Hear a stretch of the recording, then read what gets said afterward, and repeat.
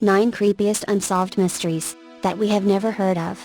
The United States frequently generates sensational and disturbing crimes that make headlines all over the world.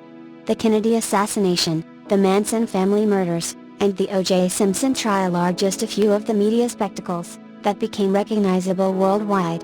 Typically, Americans are not as aware of crimes that occur outside our borders, even when those crimes mystified and terrified the local population. But these crimes are no less compelling, because they occurred outside the American media spotlight. Here is a list of some of the world's most baffling and sensational crimes that aren't as recognizable in the United States. 1. The murder of Julie Ward on a safari in Kenya. A former Kenyan intelligence officer has claimed that he witnessed Julie Ward being gang raped and brutally murdered by 3 men on the Masai Mara Game Reserve 16 years ago. All the 3 men repeatedly raped the British tourist in turn, as she pleaded for mercy, the Kenyan said. "The things that I saw will live with me till I die." The former officer was interviewed anonymously by a Kenyan newspaper last week as Simon Mukla, the chief suspect in the murder inquiry, gave a bizarre press conference in which he denied raping or killing Julie, and wished her father well in his hunt for her murderer. An inquest in Britain last month recorded a verdict of unlawful killing on the death of Julie, a publishing assistant, in September 1988. Dr. Peter Dean, the Greater Suffolk coroner, said that there had been a blatant and astonishingly clumsy cover-up. He added, "The net is closing around those responsible for this awful and brutal crime." Julie was last seen alive in Kenya on September 6, 1988, after she traveled to the Masai Mara with an Australian friend, Dr. Glenn Burns. After their Suzuki Jeep broke down, she spent the night alone at the Mara Serena Lodge, because Dr. Burns had to return to Nairobi. The next day, the Jeep repaired, she drove to the nearby Sand River camp to recover her camping equipment. The remains of Julie's body were found by Mr. Ward on September 13, a week after she vanished. Initially, the Kenyan authorities, who were keen to protect tourism in the country, insisted that she had been attacked and killed by wild animals. They even claimed that she might have committed suicide, or been struck by lightning. The latest developments in the inquiry come as John Ward, Julie's father, prepares to visit Kenya for the first time since the inquest's verdict. He has spent more than £1 million, and visited Kenya more than 100 times in the search for her killers. The former intelligence officer, who no longer lives in Kenya, described last week what he claimed were Julie's final moments. A collective decision was taken on the spot to kill her, but before they could kill her, they designed a plot, which must look real, an adventure gone terribly wrong, he told the East African Standard. According to the man, Julie was ordered to drive her Suzuki Jeep several miles away from Sand River Camp. The vehicle, was strategically placed in a deep gully, he said. Julie was then forced to draw Enzo's mark in sand on top of the Jeep, suggesting that she had tried desperately to summon help. She was then blindfolded and dragged into a small thicket, where she was butchered to death, the man said. They wanted the murder to appear as if Miss Ward had been attacked by wild animals, but they quickly realized that they had left hair, fabrics, semen and saliva on her body which could be used for DNA profiling. That was when they set her body on fire. The man suggested that he had been too afraid either to intervene, to come forward before, or to identify the murderers even now. It has been rumored for years that there was a high-level cover-up to protect the killers, at least one of whom may have been linked to the former Kenyan government headed by President Daniel Arap Moi. The man said that he regretted his past actions. "Our government used to do unimaginable things. Looking back today, I have nightmares. I have terrorized my own people, people opposed to the government. It is time to take stock." Mr. Ward, 70, said yesterday that Scotland Yard, whose detectives traveled to Kenya to investigate Julie's death, and his own inquiries had led to suspicions that his daughter's killers had attacked her for sexual motives, and then murdered her so that she could not identify them. Nobody, however, had ever found any conclusive evidence to support their fears, he said. Mr. Ward urged the former intelligence officer to reveal full details of his claims, and name those responsible for the attacks, to either him, or the Kenyan police. Mr. Ward said that, after 16 years of claim and counterclaim, he remained skeptical of all allegations until he received evidence that indicated that an informant knew the truth. Mr. Ward is preparing to return to Kenya later this month. I need to go back and crank the investigation up. The new Kenyan government has acknowledged past failings with its inquiry, and said it is willing to reinvestigate the murder. Last week Simon Mukla, 58, formerly the head warden of the Masai Mara Game Reserve, broke down at a press conference in which he denied being involved in Julie's death. In 1999, Mr. Mukla was cleared of Julie's murder, because of lack of evidence. I was charged in a court of law for a crime I knew nothing about. I was tortured, I have been traumatized, but I never killed Julie Ward, he said as tears rolled down his cheeks at his home nearly 300 miles south of Nairobi. I never knew her and I never saw her, this is all. Mr. Ward, however, said that he was unimpressed by Mr. Mukla's apparent show of emotion. He said that the game warden had repeatedly been exposed as a liar. He claimed, for example, that he could not have disposed of Julie's Jeep, because he did not drive. Yet Mr. Ward and others witnessed him driving. According to Mr. Ward, Mr. Mukla also recalled seeing belongings in Julie's Jeep, including a pair of binoculars, maps and some bottled drink, that had been removed before he arrived at the scene, after her Jeep was discovered. I still believe that Mukla was somehow involved in Julie's death. I have to remain suspicious of someone who has lied and lied for years and years. I have to ask myself, why is this man refusing to tell the truth? 2. The possible kidnapping of a Mormon missionary by North Korea. Even by the standards of strange tales that come out of North Korea, this one is particularly bizarre.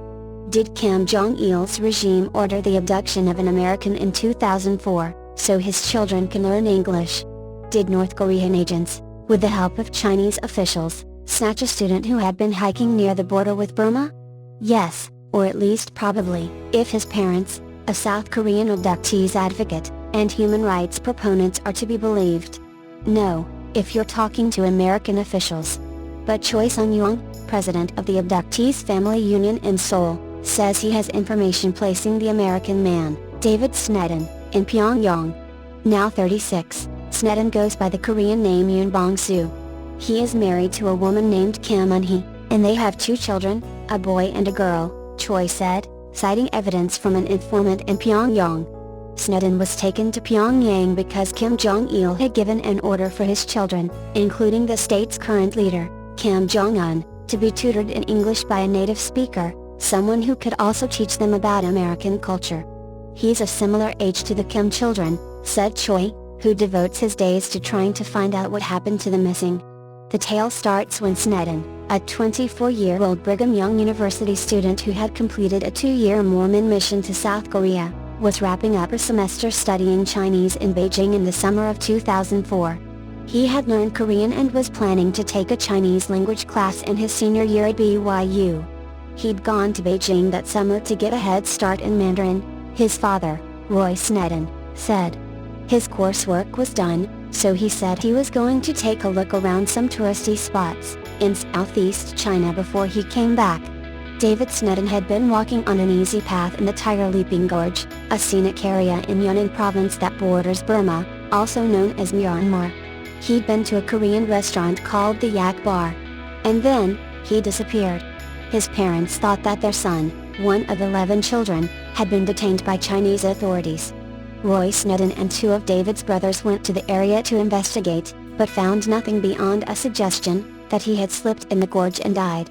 The case went nowhere until 4 years ago, when David's parents received a phone call from a man in South Korea, who said he'd heard of a man fitting their son's description, who was living in Pyongyang. The Sneden family had not considered the possibility of North Korean involvement. But on reflection, there had been a strange incident. David had been approached in a supermarket in Beijing by a Korean woman, who said her children weren't speaking enough Korean in China, and would he mind tutoring them. And one of David's mission friends had been working in Yanji, a city near China's border with North Korea, that has become a first transit point for people escaping. Was the Korean mother laying a trap? Had David or his friend been helping North Koreans escape? He had been associated with Koreans in 2 different ways, Roy Sneden said in a phone interview from Utah. The conclusion that we drew was that David had been taken, or kidnapped, if you will. We thought that his background and his language was one of the reasons for it. Every now and then over the past few years, Some Japanese newspapers would raise the possibility that David had been abducted by North Korea, an idea some in Washington saw as part of a Japanese effort to get the US government to pay more attention to North Korea's abductions of Japanese citizens. During the 1970s and 1980s, apparently under the orders of Kim Jong-il, who was then North Korea's heir apparent, an unknown number of people were abducted and taken to North Korea. At least 17 Japanese nationals were kidnapped, usually from remote spots on the west coast, and taken to Pyongyang, apparently to train spies in Japanese language and culture. A famous South Korean film director and a celebrated actress were picked up on orders by Kim, a movie buff. Along the way, Thai, Romanian and Lebanese women were abducted. The Romanian, Doina Bumi, was taken in 1978, and not seen again until 2007, when she was spotted in a documentary about James Dresnock, an American soldier who defected to the North after the Korean War and was married to her. But there has never been an incident in which an American was abducted. Although in recent years, Pyongyang has made something of a habit of detaining visiting Americans. 2 people, University of Virginia student Otto Warmbier, and Korean-American missionary Kim Dong-chul, are currently being held.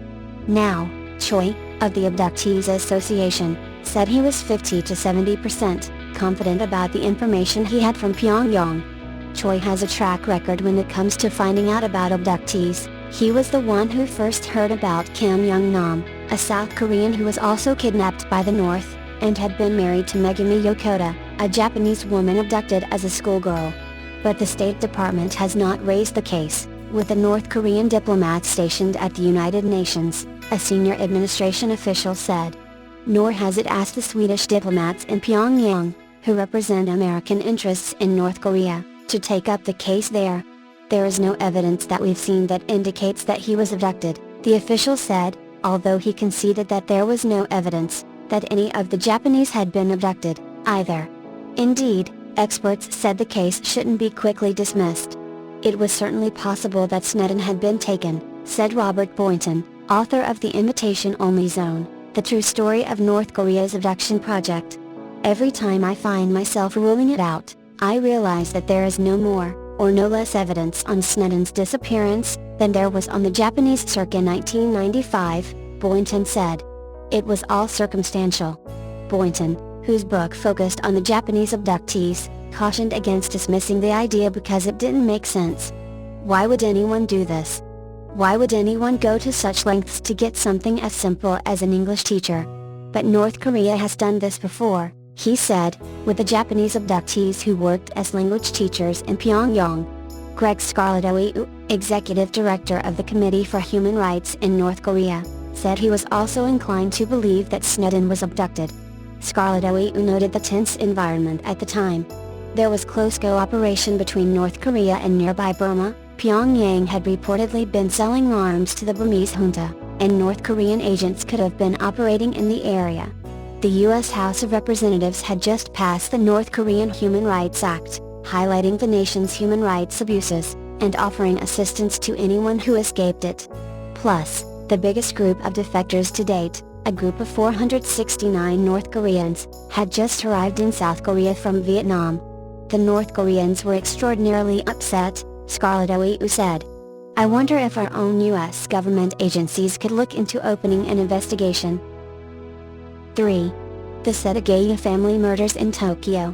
One of the ways I know that the year has gone by quickly, and it's December 30th already, is the annual pilgrimage of police officers to the scene of the Setagaya family murders. There are very few crimes in Japan, but, as I have said before in this blog, when they do happen, they tend to be bizarre. And the Setagaya murders were just that. Police officers on Sunday paid their respects outside a home in Tokyo's Setagaya ward, where a family of 4 was murdered 12 years ago. Police also handed out flyers appealing for information at nearby Setagaya train station, in the hope that someone will come forward with new information. Mikio Miyazawa, 44, his 41-year-old wife Yasuko, 8-year-old daughter Nina, and 6-year-old son Ray, were found dead on the morning of December 31, 2000. Miyazawa's son had been strangled, and the other 3 had been stabbed to death. Fingerprints and other evidence in the home indicate the killer used the computer and ate ice cream after the attack on December 30th, spending up to 11 hours before leaving the next morning. Approximately 190,000 officers have been involved in the case to date, and police have received more than 16,000 pieces of information from the public, yet the killer remains at large. 50 police officers are still assigned to the case to follow up on any leads. The reward was raised from the initial 3 million yen to 10 million yen, for information which leads to the killer or killer's arrest. Despite extensive detective work focusing on the killer's clothing, accessories, weapons, and other circumstantial evidence such as the sand found on the clothing that the killer abandoned at the scene, police have not identified any suspects years after the murder. Following the murders, police deduced that the clothes and knife left at the scene had been bought in Kanagawa Prefecture. 3 kinds of powered fluorescent dye were found on the trainers and bag left at the scene. In the pocket of the sweater, which had only gone on sale 2 months before the killings took place, were found traces of bird dropping, Japanese zelkova tree and willow leaves. DNA analysis has revealed that traces of blood found at the scene not belonging to the family suggests that the killer has a mother of European descent, possibly from a country near the Mediterranean or Adriatic Sea. Analysis of the Y chromosome has revealed that the killer's father is of Asian descent, with the DNA appearing in 1 in 4 or 5 Koreans, 1 in 10 Chinese, and 1 in 13 Japanese. The Setagaya murders show 2 things. Japanese CSI is apparently the best in the world. I have heard that they give training to American CSI teams. Japan itself is a rather OCD nation and everything has to be done properly down to the smallest detail. In the past I have been told off by government officials, and at the bank for not making sure that my hanko, my official seal, used in this country instead of signatures, is 100% upright and totally in the little circular box. Sometimes they have even taken my seal from me, and re-stamped it next to my shoddy original. A wonky seal is sometimes a way of expressing displeasure, or just a wrong attitude. Anyway, Japan is a pernickety country, which on the whole I like, and Japan's CSI team have certainly extracted all the evidence in this case. However, the Japanese police in this country are not considered the cleverest, or most efficient or most pleasant of people. As a foreigner, I have experienced this myself, although I would also point out that several of my ex-students have become police, and they are very nice guys, especially the one who, on graduation day, came up to me and said, "Sensei, in the future, if you have any problems with the police at all, just let me know and the problem will go away." His father and his grandfather are also cops, and I think they have the neighborhood sewn up. So I'm alright. But I think the real problem with the J-Stone cops, as foreigners tend to call them, is that they just don't have the resources to solve major crimes. For one very good reason, they just don't get the experience. Other than peeping toms and bicycle thefts, there's just not that much crime about. And you can't set up a national DNA database for bicycle thieves. When I teach the crime class of my British culture course, I always ask the students what they do to protect themselves against crime. One student said he never locked the front door of his family's house when he went out. "Why on earth not?" I asked. "It doesn't have a lock," he replied. This is still common in rural areas. 4. The brutal murder of the Hilli family in the French Alps. 2 unidentified traces of DNA have been detected on the car belonging to the Hilli family, whose brutal killing in the French Alps remains unsolved after more than 3 years. Investigators, in a final throw of the dice, have also begun an international search for the last recorded owners of the 56,000 guns of the type used in the quadruple murders in September 2012. "It's a colossal task but necessary," said the NSE prosecutor, Eric Maylod, who is spokesman for the inquiry. "We never give up. We remain confident," Mr. Maylod told the newspaper, Le Parisien. "When you kill, you always end up talking to someone about it." The number of gendarmerie detectives committed to the investigation has been shrunk from 80 to around 20, but the 2 examining magistrates in charge refuse to declare the Shevlin murders to be a cold case. The 2 traces of DNA found recently in a further forensic search of the Hilli car may offer a new line of inquiry, or they may prove to be another cul-de-sac. The traces, one found on the front bumper, and yet another under the driver's floor mat, match none of the victims and nobody on the European criminal database. On September 5, 2012, Saad A. Hilli, 50, a British-Iraqi satellite engineer, his wife Iqbal, 47, a dentist, and her mother Suhaila Al-Alif, 74, were found shot in the head in the family BMW estate 2 miles from the village of Shivlin above Lake Annecy. The body of a local cyclist, Sylvain Mollier, 45, lay nearby. Zainab Al-Hilli, 7, was found at the scene with head and shoulder injuries. Her sister, Zina, 4, was found unharmed after hiding beneath her dead mother's legs, in the back of the car for 8 hours. Lines of official investigation have included a family quarrel over the Al-Hilli family inheritance, industrial espionage, an unprovoked attack by a lone psychopath, and an assault on the French cyclist which went wrong. In the absence of official progress, more lurid theories have bred, and interbred, on the internet and in the media. The killings have variously been ascribed to the SAS, the CIA, Israeli intelligence, Iraqi agents and Saddam Hussein loyalists. There has also been speculation recently about a possible connection with Ems Al-Hilli's American first husband who, by coincidence, died of a heart attack on the same day. Most of these theories founder on the facts of what happened in a lay-by at the end of a winding forest road on a September afternoon almost 40 months ago. Investigators know from clues at the scene that the lone killer was already near the lay-by when the Al-Hilli family arrived, after a seemingly random drive from their campsite beside Lake Hennessy 12 kilometers away. The local man, Mr. Mollier, was also on a random ride, on a route that he had never taken before. Eyewitness accounts suggest that neither car nor bicycle was being followed. The killer fired a first volley of shots at the cyclist, and at Mr. Al-Hilli and his elder daughter, just after they stepped from the car. Mr. Al-Hilli, already wounded, jumped into the wine-colored BMW estate, to try to escape but reversed the vehicle, into the soft earth of the forest side. As the car spun its wheels, the gunman calmly shot the 3 adults aboard in the head. He also shot Mr. Mollier again several times. His gun then appears to have jammed. He left 7-year-old Zainab Al-Hilli for dead, after hitting her over the head with the gun handle. The gun used was an unlikely weapon for a targeted killing. It has been identified, from fragments of the handle found at the scene, as a 7.65mm Luger P06, manufactured between 1909 and 1947. This type of gun was widely issued to Swiss Army reservists and police in the 1920s and 1930s. The international search now launched by French investigators amounts to looking for a needle in a haystack. They want to trace the last known owner of all the 56,028 guns of this type that were made by the Waffenfabrik in Bern, Switzerland. A similar request was made to the Swiss authorities 2 years ago with little result. The investigating magistrates have now repeated the request, and widened it to other countries. 5. The lead masks case of Windham Hill. Bodies are found every day, often under mysterious circumstances. Most of these discoveries are eventually explained away. Their deaths are the result of foul play or suicide, illness or accident. But some cases are so strange that they defy explanation, even after all the evidence has been collected. Such is the story of Brazil's lead masks case. On August 20, 1966, a young man was flying a kite on Windham Hill in a suburb of Rio de Janeiro, when he spotted the bodies of 2 men farther up the hill. He reported the matter to police, who weren't able to reach the bodies until the following day due to rough terrain.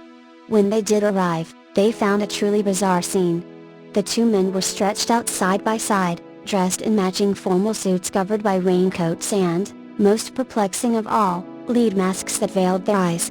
While some accounts describe these lead masks as the kind used to protect against radiation, other sources indicate that they were quite different in design. Protective masks typically cover the whole head, with goggles or enclosed sight slits. These homemade masks were more like lead blindfolds, that completely covered the eyes but left the rest of the face exposed. While wearing them, it would have been impossible for the men to see anything. The pair was identified as Manuel Pereira da Cruz and Miguel Jose Viana. Alongside their bodies, authorities found a water bottle, 2 wet towels, and a notebook. The notebook contained lists of parts, and other information related to their occupations as electronic technicians. One page, however, contained cryptic instructions that seemed to relate to the mysterious deaths. 1630 be at the specified location. 1830 ingest capsules, after the effect protect metals await signal mask. There were no signs of trauma, no evidence of a struggle, and no obvious cause of death for either of the men. In spite of references to ingesting capsules, toxicology reports were not run on the bodies. The reason? According to reports, the coroner was simply overwhelmed with work at the time. Police, who had no particular reason to suspect foul play, did not push matters. Investigations performed by journalists, both professional and amateur, revealed that the men might have been members of a scientific spiritualists collective. The paranormal group was apparently popular among local electronic technicians. One account suggested that another technician had died, some 4 years earlier atop a different hill under similar circumstances. He too was found wearing a lead mask. A friend of the two men claimed that these scientific spiritualists were interested in trying to contract extraterrestrials or spirits, and that they had even constructed a contraption in one member's backyard to facilitate contact. When police searched the homes of the men from Bentham Hill, they found the tools necessary to make their homemade lead masks, and a book that contained highlighted passages about the intense luminosity of the entities they hoped to reach. Such expectations of bright light might explain the need for their lead eye coverings. Other sources said that the spiritualist community would ingest psychedelic drugs to aid in their communication attempts. This has led many to conclude that the two men who died on Bentham Hill perished from accidental drug overdoses. Adding fuel to the fire of speculation, local newspapers ran stories a few days after the bodies were found in which a resident claimed to see a round orange UFO hovering over the hill on the same night that the men had been there. What the two men hoped to accomplish that night on Bentham Hill will likely never be known. Whether their deaths were the result of drug overdoses, or contact with the otherworldly, they left behind a mystery as strange as any you'll likely find, and one that baffles skeptics and believers alike to this day. 6. The murder of television journalist Jill Dando. Jill Dando, the BBC presenter gunned down on the doorstep of her home, was assassinated by a Serbian hitman, it has been claimed. The widow of a Serbian journalist, murdered in almost identical circumstances, has come forward to say she is convinced Miss Dando was shot by a hitman, acting on orders from the Serbian dictator Slobodan Milosevic. Frank Burpa, a historian, believes Miss Dando became a target after presenting a BBC appeal on behalf of Kosovan Albanian refugees driven from their homes by militias backing Milosevic. Mrs. Prpa was with her husband, Slavko Kruvica, when he was shot dead outside their home in Belgrade on April 11, 1999, just 15 days before Miss Dando, 37, was killed in Fulham, West London. She said, "I think there is a link between Dando and Kruvica. I think they were both executed." Speaking to the Daily Mirror newspaper, Mrs. Prpa pointed to a number of striking similarities between the two murders. Both victims were high-profile journalists who had upset the Serbian regime. Both were returning home when they were approached from behind, forced to the ground and shot in the head at close range. Furthermore, both killings bore the hallmark of professional assassinations, with both victims dying instantly, and the shootings over in a matter of seconds. The day after Miss Dando's killing, a man with a mid-European accent called BBC TV Centre in London to claim responsibility. Mrs. Prpa, currently a director of Belgrade's historical archives, said, "There were a whole range of people defined by the regime as political enemies who were assassinated at the beginning of the war. They would simply kill you and walk away. When you look at this timeline of killing, then it is clear that it is part of the same context." Asked if she thought Miss Dando's murder had been carried out by Milosevic's henchmen, Mrs. Prpa replied, "That theory is quite possible." At the time of her murder, Miss Dando was one of the most recognizable faces on British television, having hosted programs such as Holiday and Antiques Inspector, and was lined up to host the BAFTAs. She was shot in the back of the head as she arrived at her Victorian terraced home in Fulham on the morning of April 26, 1999. Her death came 3 weeks after she presented the refugee appeal, and just 3 days after NATO bombed a state-owned TV station in Belgrade. The strike claimed the lives of 16 innocent workers, including makeup artist Jelika Munitlik, a close friend of President Milosevic. At the time, it was NATO's first offensive action against a sovereign nation in its 50-year history. Intelligence sources claim Milosevic had vowed revenge, and gave orders to take out people he classed as political enemies. Miss Dando's murder led to a massive investigation, with Scotland Yard detectives interviewing hundreds of people. Barry George, a loner who lived in the area, was convicted but later cleared of the killing, leaving police with an unsolved murder. Mrs. Purple believes the Serbian regime would have taken pleasure from the shock value of murdering the BBC presenter on her own doorstep. She said, "The question is why they chose her, when they had so many foreign media journalists in the field. The only explanation would rely on a perverted nature of a mind based on destruction, evil and the idea of power. They are thinking, I will kill you, but in your own country, look how powerful I am. This is the only possible explanation. It is very possible and is not unrealistic." Recalling her husband's death, she said, "Everything was over in a second. Holding me by the hand, Slavko started falling down. I turned over to see what was going on, and was hit on my head with a gun. While falling on the ground, I saw a faceless person, black jacket, black cap. It was only then that my consciousness registered that something awful was going on. While I was lying at Slavko's side, the person approached us and shot him in his head." The man who called the BBC told the operator, "Yesterday I called you to tell you to add a few numbers to your list. Because your government, and in particular your Prime Minister Blair, butchered 17 innocent young people. He butchered, we butcher back. The first one you had yesterday, the next one will be Tony Hall." Mr. Hall was chief executive for BBC News, and the man ultimately responsible for coverage of the Kosovo conflict. Detectives took the threat so seriously they put Mr. Hall, now Baron Hall of Birkenhead, under police protection for 6 weeks. But officers working on Operation Oxborough, the code name for the investigation, eventually discounted a Serbian link. Chief Inspector Hamish Campbell, who led the manhunt, said that theory was only considered for a short while. Instead, police focused their attention on George, who had a history of stalking women and sexual offending. He was convicted of Miss Dando's murder in July 2001, but subsequently cleared on appeal in November 2007, after flaws in the prosecution case were exposed on appeal. Apart from a microscopic speck of explosives residue found on his coat a year after the murder, the police found no evidence that he had possessed guns or ammunition in the previous 15 years.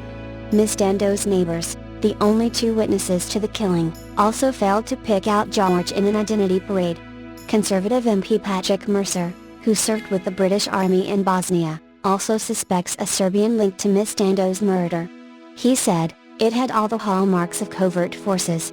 The killer even used specially tailored ammunition, which was a Serbian assassination trademark and something I saw when I was over there." A Metropolitan Police spokesman said, "Numerous lines of inquiry have been explored. No credible evidence or intelligence was ever found to support this theory. Cold case detectives are still working to solve the crime, with Detective Chief Superintendent Campbell still in charge of the operation." 7. Mystery of Somerton Man, the Tumman Shud case.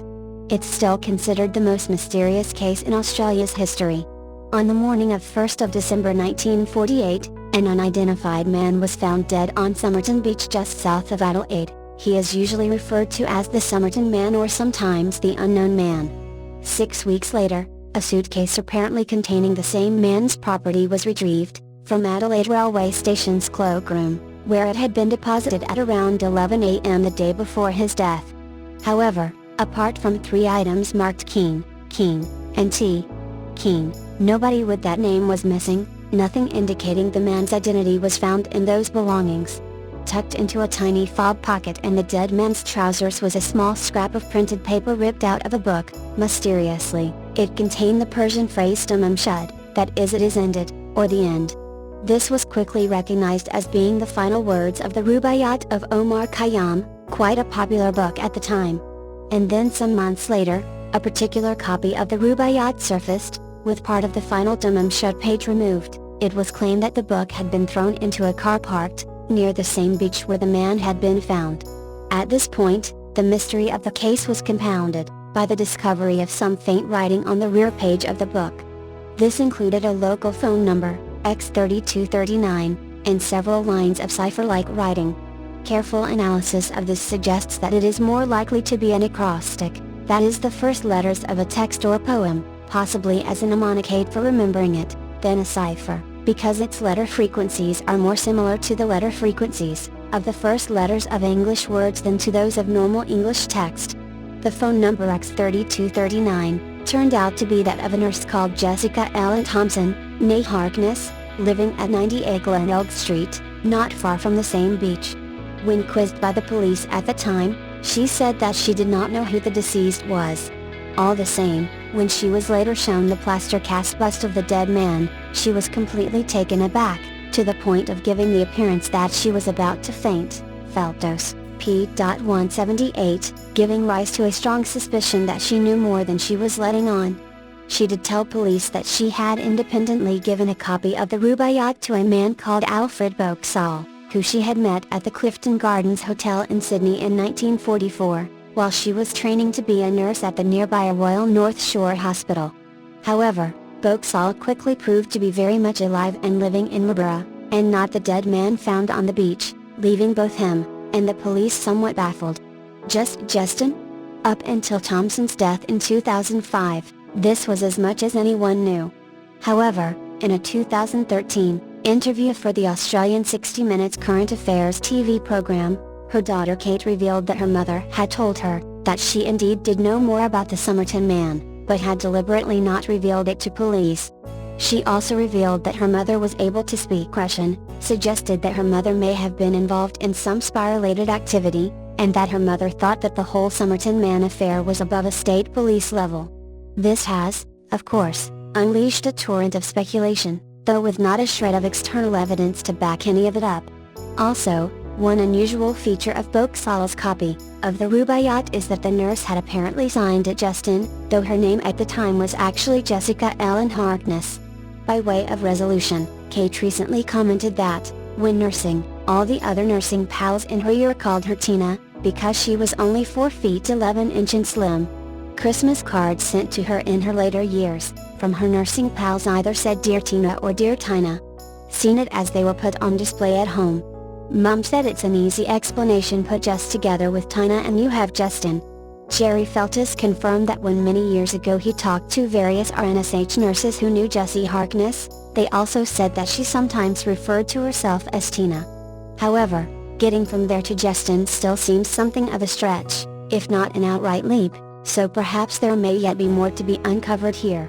In many ways, the Holtimum Shud case is a perfect murder mystery, murder insofar as the coroner suspected poisoning but was not able to prove it, to the point that there's no way of knowing whether a murder actually took place. Many people propose suicide as an explanation for many features of the mystery: who the victim was, what the murder weapon was, if indeed it was a murder, or who the perpetrator was. Yet a curious feature is that despite having been found, with his head propped up against the sea wall, the dead man's body had extensive lividity, blood pooling, at the back of the head, suggesting that his body had spent some considerable time, after dying with the head in a quite different position, that is lying on its back face up, yet with the head slightly below the rest of the body. Oddly, there was a half-smoked cigarette in his mouth on the beach, which, when taken together with the lividity, would strongly suggest that the corpse had been actively posed by person or persons unknown. This combination of facts would seem to rule out suicide. Even so, useful and actionable facts about the case remain painfully few, very far between, and continue to be difficult to connect with each other. It's true that if we could identify the man himself, we might possibly gain enough context to understand his cipher, but based on the evidence we currently have, I think the odds would seem to be strongly against either mystery being resolved anytime soon. But we shall see. 8. The mysterious disappearance of the Beaumont children. On a bright summer day in 1961, 3 children vanished without a trace from a South Australian beach. Nearly 50 years later, their fate remains a mystery. Glenelg is a popular seaside suburb in Adelaide, South Australia. The town's sunny beaches provide relief from the urban bustle, and crowds come to relax there during the summer months. But on one bright day in January, darkness gathered at Glenelg shores. It was Australia Day, January 26, 1966, and scorching hot in Adelaide. The Beaumont children were en route to the beach for a day's swim.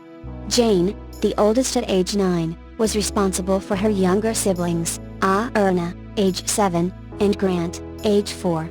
The siblings had boarded a public bus at 10 a.m. for a 5-minute ride to the beach, a trip they completed only yesterday. Their mother Nancy spent the morning with her friend, while her husband Jim was at work. Nancy told her children to return home by 2 p.m. for lunch. When the scheduled time came and went, Nancy assumed her children simply missed the bus. But when the next bus arrived and the children were nowhere to be seen, the mother grew concerned. She called the police soon thereafter. The following day, the Beaumont children were officially declared missing. According to eyewitnesses, the 3 children left the beach around 10:15 a.m. They were then seen at 11 a.m. by an elderly woman who spotted them playing under a sprinkler. But someone else was also present, a lean, blonde man in a blue bathing suit. He was first lying belly down, watching the Beaumont children play. 15 minutes later, the mystery man was playing with them. At around 11:45 a.m. the children were seen buying snacks at a cake shop using a £1 bill.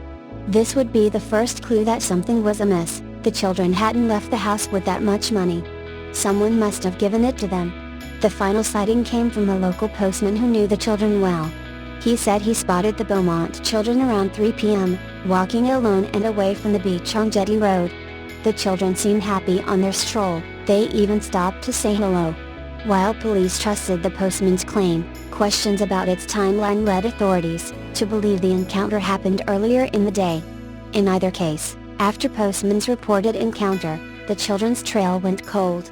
The disappearance of the Beaumont children stunned Australia, and triggered one of the largest missing persons investigations in the nation's history. Drowning was ruled out, as all their belongings were also missing. An appeal from Jim Beaumont was broadcast on national TV. Authorities followed every lead, but every lead led to nowhere. Even paranormal investigators were called in for assistance. Gerard Croy-Izet, a renowned Dutch parapsychologist and psychic, was flown to Australia from the Netherlands. His visit caused a media circus. Croy-Izet claimed his sixth sense led him to a warehouse where he believed the bodies were buried.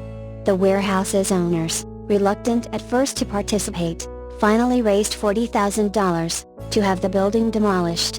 An excavation commenced, but no bodies were found. Some 2 years after the disappearance, the Beaumont parents received a series of mysterious letters, claiming the children were held captive. The anonymous author said he would return the children, at a designated time and place. Ecstatic, the Beaumonts traveled to the pre-arranged spot, only to be met by no one. A second letter arrived shortly thereafter, stating that because an undercover detective had been present, the author withheld the children, and would now keep them forever. 25 years later, forensic analysis concluded the letters were a hoax. The investigation remains open to this day. A $1 million reward is offered to anyone with information that might crack the case. Nearly 50 years later, the question remains, what happened to the 3 Beaumont children that hot day at the beach? 9. The disappearance of Amy Lynn Bradley. Amy Lynn Bradley was just 23 when she went missing during a family Caribbean cruise, on the large ship Rhapsody of the Seas in late March 1998. Her disappearance, and the events that followed, remain one of the strangest unexplained missing person cases in history. Vanished without a trace. Amy was extremely bright and had recently graduated college. At the time of her disappearance, she had a very promising future ahead of her. Reluctantly, she had joined her parents and brother on the vacation cruise, which her father had won at work. It is known that Amy, despite being a good swimmer, had a fear of the ocean. On the morning of her disappearance, the cruise ship was due into port, in the island of Curacao, Netherlands Antilles, the Caribbean. On the morning of March 24, 1998, Amy had been drinking in the dance club with the ship's band, Blue Orchid. One of the band's members, Alistair Douglas, known as Yellow, said he parted with Bradley at about 1 a.m. It is known that Amy left her cabin, barefoot, sometime between 5:30 am and 6 a.m., presumably to smoke. Her father had seen her on the terrace at around 5:30 am, but she was gone when he returned at 6 a.m. The ship docked in Curacao shortly after she was discovered missing. The last person to see Amy was her father, at about 5:30 a.m. Earlier, she had been with members of the cruise ship's band, Blue Orchid. Band member Alistair Douglas, who goes by the moniker Yellow, told investigators that Amy joined band members for a drink at the ship's dance club after the band's performance. He said he parted with her at about 1 a.m. He left and headed to the staff elevator. She went off in another direction, he said, but did not see where she went. Amy's family says the ship's crew resisted paging Amy, claiming it was too early to use the loudspeakers. And to make things worse, the ship had just docked in the port of Curacao. Amy's mother pleaded with the crew, "I got very, very panicked and frightened, and I asked them please don't put the gangplank down. You need to lock the ship up. You need to back the ship off of the dock. Don't let anybody off of this boat. Somebody's got my daughter." The Bradleys claim the purser didn't broadcast the first page for Amy until 10 minutes to 8 o'clock. By then, Amy's mother said, "Most of the passengers had disembarked for the day. I became more and more frantic because I knew that if she was in a position to hear the announcement, she would come immediately to us. And then I had thoughts that maybe somebody had her in a room, and she heard it and couldn't get to us." Finally, the captain ordered a search. Officials claimed they combed through all 10 decks, all 999 rooms and found nothing. A 3-day search of the ocean also failed to turn up any trace of Amy. The official conclusion, Amy may have fallen overboard, or even jumped. Authorities, however, are not certain if Bradley went ashore on Curacao of her own will and vanished while in port or if other factors were at work.